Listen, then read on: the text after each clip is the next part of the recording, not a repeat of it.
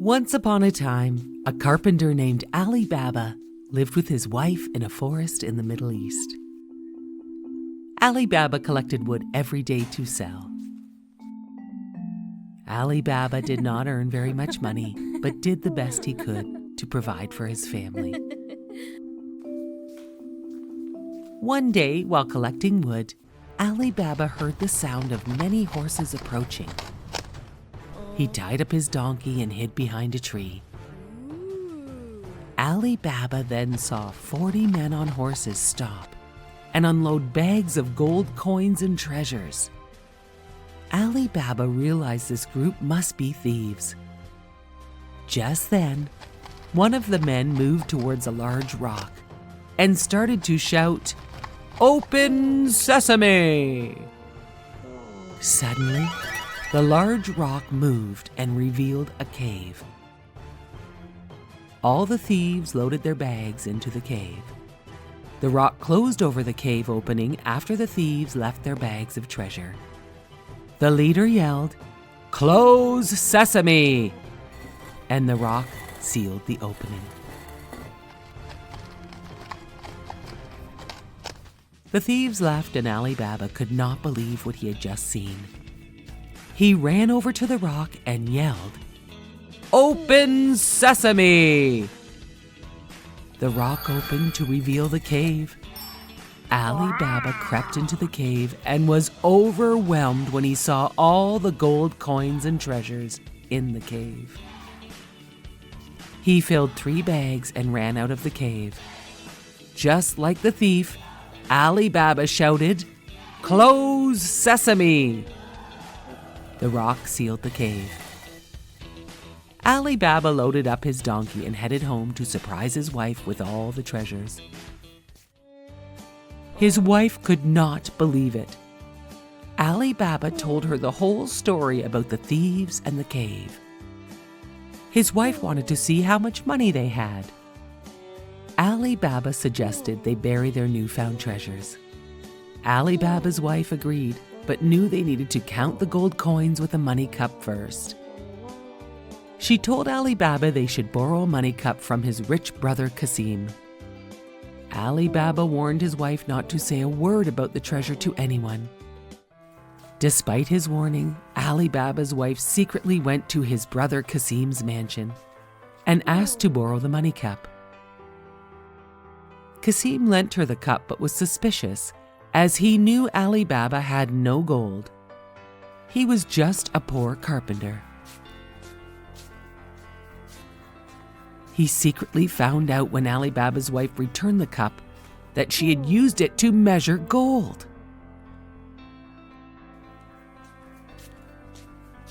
When Kasim found this out, he confronted Ali Baba. Ali Baba told his brother the whole story and made him promise not to speak a word of this to anyone. Kasim snuck out from his home in the night and went to the treasure cave. He shouted, "Open sesame!" And to his surprise, he saw all the treasures stacked inside. He filled many bags to load onto his donkeys. When he turned to leave, the cave door had slammed shut. Kasim could not remember what the words were to open the rock door. Just then, the 40 thieves arrived and found Kasim with the bags. They killed Kasim. Kasim's wife was worried when her husband disappeared. So she went to Ali Baba. Ali Baba knew where to look, and he visited the cave. Ali Baba found his dead brother. He told Kasim's wife about what had happened and offered to help her run his rich brother's business. Ali Baba and his wife moved into the mansion and helped Kasim's wife. Meanwhile, the thieves still wanted to find that treasure that had been stolen from their cave. They heard stories of a wealthy man, Ali Baba. The leader of the thieves devised a plan to sneak his thieves into the mansion, hidden away in olive oil barrels that he would sell to Ali Baba. His plan worked. But while Ali Baba and the thief were talking, Kasim's wife discovered the hidden thieves. She poured hot boiling oil into each barrel, and all the thieves died. The leader of the thieves was so scared, he ran out of the castle, never to return again. Ali Baba and his family lived a prosperous and happy life forever. This is the story of Princess Elsa and Princess Anna.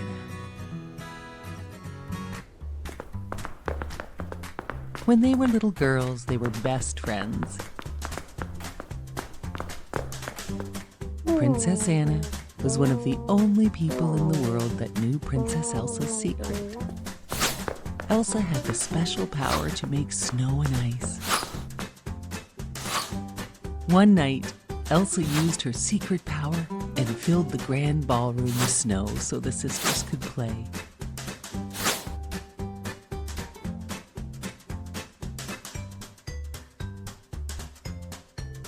As they were playing, Elsa lost control, and she accidentally hit Anna with a blast of icy magic. Anna was badly hurt. Her parents went off to the ancient mountain trolls to ask them for help. The wisest old troll told them that Anna could be saved, and that she was lucky to have been hit in the head and not in her heart. As the years passed, Anna forgot about that night. To keep Elsa's special gift a secret from everyone else, their parents surrounded the castle with walls and never let anyone inside. It seemed whenever Elsa had strong feelings, her magic powers would spill out.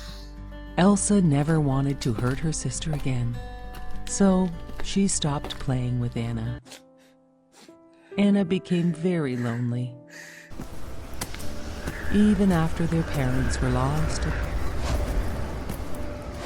the two sisters didn't spend any time playing together. Years later, it was time for Elsa to become queen. For just that one special day, the castle gates were opened. Hundreds of guests attended Elsa's coronation ceremony. Elsa worked very hard the whole day to hide her feelings and special powers. At the party, Anna danced with a handsome prince. He made her heart flutter. They fell in love and decided to marry. Elsa thought this engagement was a bad idea. Anna could not believe her sister, and they started arguing. As Elsa lost control and started to shout, her secret power was exposed. As ice shot from her hands, everyone stared in shock. Now they all knew her secret. Elsa ran out of the castle and fled to the mountains. It was summer, but Elsa's power had created a terrible winter storm. Anna felt terrible and ran off to find her sister, despite the bad winter storm. She met a magic snowman along the way named Olaf. Olaf knew where they would find Elsa and agreed to help. Olaf led Anna to a beautiful ice palace that Elsa had created with her powers. Inside, Anna found Elsa and told her about the terrible storm. Anna told Elsa she must come back and help, but Elsa did not want to hurt anyone, and they started fighting about her return. As they fought, a wave of magic burst from Elsa and struck Anna in the heart. Elsa knew what she had to do. She had to find the trolls and ask how to reverse the magic which was now freezing her sister. Olaf agreed to help. Elsa and Olaf found the ancient mountain troll, and he said, "Only an act of true love can thaw Anna's frozen heart." Elsa brought Anna back to their parents' castle to find the prince Anna was to marry, as he could save Anna with his true love. He laughed when he saw her and threw the sisters in the dungeon. "I only pretended to love her to get the castle and kingdom," said the prince. Afraid and locked in the dungeon, Elsa looked at her frozen sister. All of a sudden, the prince came in with a sword. He swung it at Anna, and the sword shattered on her frozen body. Elsa grabbed her and held her frozen sister tight, and suddenly, Anna began to thaw. As Olaf watched them, he remembered the wise old troll and what he said. An act of true love will thaw her frozen heart. The two sisters' love had saved them and their kingdom. They were best friends again. Even in the summer, Elsa always made Olaf snow so he could never melt. And now the castle gates were wide open. The evil prince was long gone, and they all lived happily ever after. Once upon a time in the North Pole lived Santa Claus.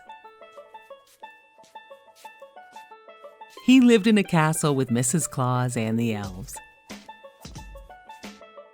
His reindeer all lived with Santa in the North Pole. One night, a special reindeer named Rudolph was born. Rudolph was special because he had a glowing red nose.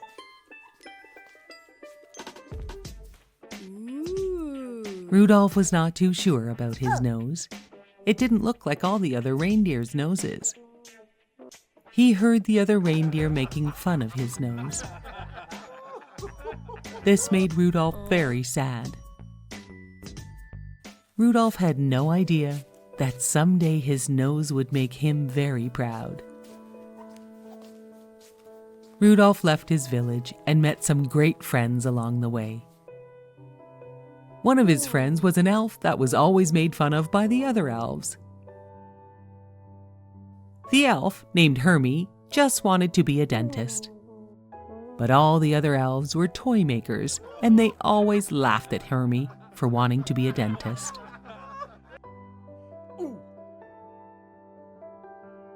Hermie and Rudolph had a lot in common and decided they would head out into the woods to get away from all the people who made fun of them.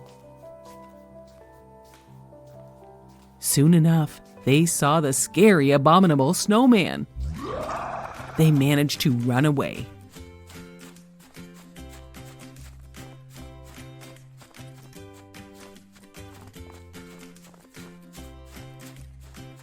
They met a great adventurer named Yukon Cornelius, and he helped them to fight off the abominable snowman. Oh.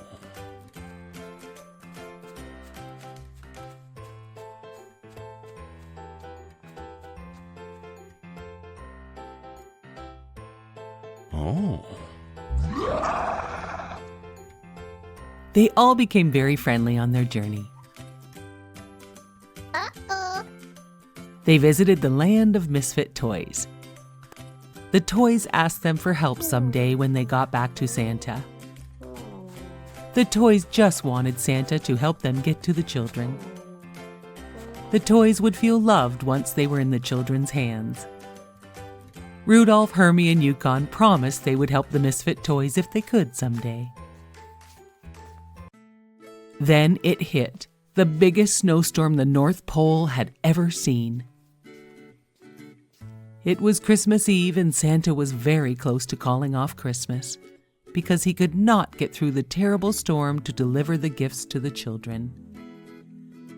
Meanwhile, Rudolph, Hermie, Yukon Cornelius, and the abominable snowman were heading back to Santa's castle to get back home from the terrible storm. A whole year had passed since they had left, and they must return home. When they all arrived at Santa's castle, everyone was so happy to see that Rudolph and Hermie were okay. They were all very sorry for being so mean to them and making fun of them.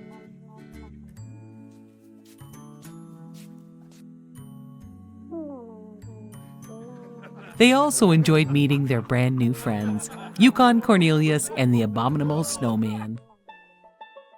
Santa all of a sudden realized that Rudolph's bright glowing red nose could help guide his sleigh through the storm, and they did not have to cancel Christmas.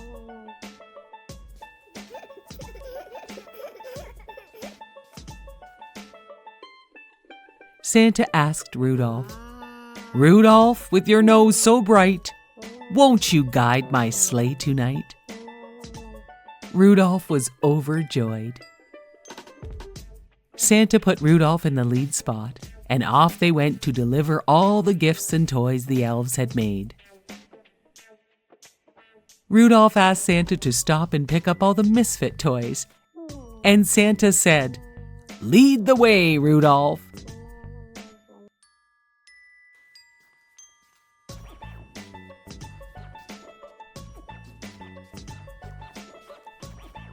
They delivered all the toys to the children around the world. And it was heard as they drove out of sight.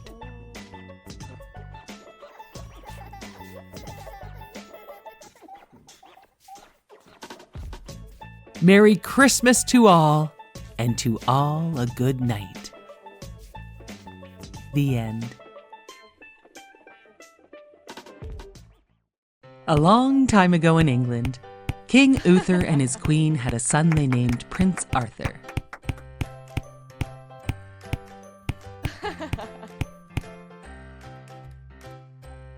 The queen sadly died when Prince Arthur was a small baby. So King Uther asked Merlin the wizard to raise his beloved Prince Arthur.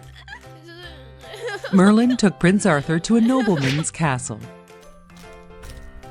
Merlin had known the nobleman for many years, and he knew he had a son named Kay. Merlin did not reveal who Prince Arthur was to the nobleman in order to protect Prince Arthur's safety. As Prince Arthur grew, Merlin tutored the prince in all of the sciences and classes he needed. Because Merlin was a wizard, he could also share future sciences and magical formulas with Prince Arthur.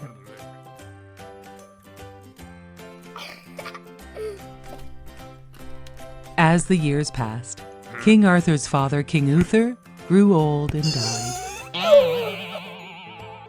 No one knew who Prince Arthur was, as Merlin had protected his identity since birth. The nobleman asked Merlin, who should be the new king?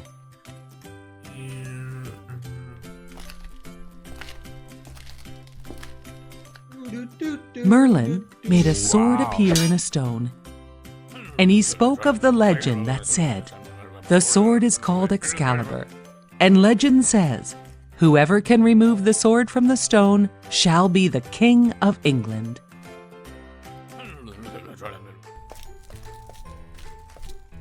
All the noblemen tried to remove the sword with all of their strength, but no one could even make it budge a little.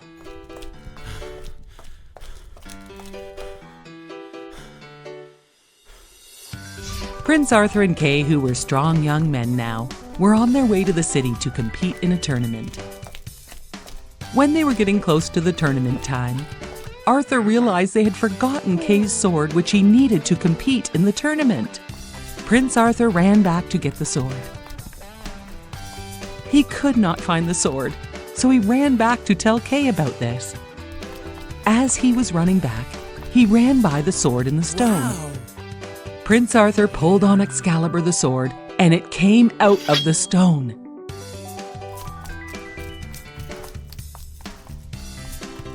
Prince Arthur ran and gave Excalibur to Kay. "But this is not my sword," said Kay. Arthur explained how he could not find Kay's sword and how he had found this sword sticking out of a rock. So he took it so Kay could compete in the tournament. Kay thought it would be best to tell his father, and he showed him the engraved word Excalibur on the sword. The nobleman and Merlin told Arthur to return the sword to the stone where he had found it.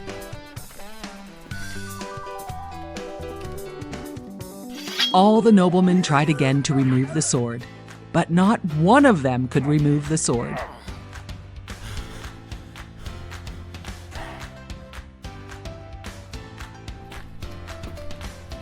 A great beam of light appeared on Prince Arthur as he removed the sword with ease from the stone. Wow!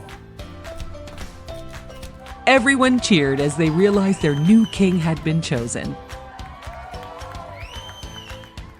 All the people bowed to their new king. Merlin now returned to his home, as King Arthur was now a king in his own castle. A short time later, Merlin had to return to help King Arthur. Some noblemen had created an uprising against King Arthur.